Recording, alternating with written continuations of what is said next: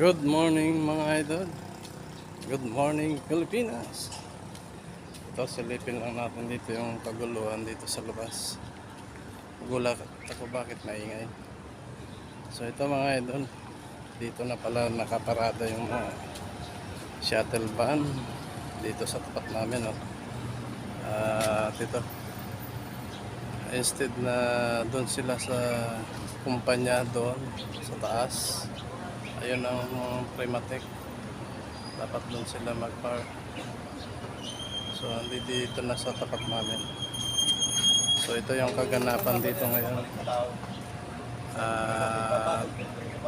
Dito na nagpa-park sa tapat namin yung mga shuttle van, ang Primatech at saka Sercom. So dito na binababa mga idol. At ito kasalukuyang naglalakad yung mga empleyado. At nandito rin yung kanilang mga gwardiya naka-standby. So ibig sabihin maglalakad pa tayo.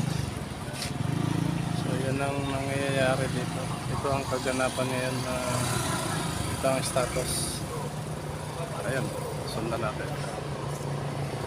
Dahil nagpanibago siguro sila ng sit-up. So ito yung kaganapan dito. Ayun, dapat dun sa taas ang parking lot nila. So sa ngayon dito na at naglalakad sila ngayon. At ito ang nagiging stop. So dito ngayon sa tapat ko. So dito ngayon ang maingay. O ayan sila, nag-uusap sila. Yung guardian ng Primatech at Sercom mga idol.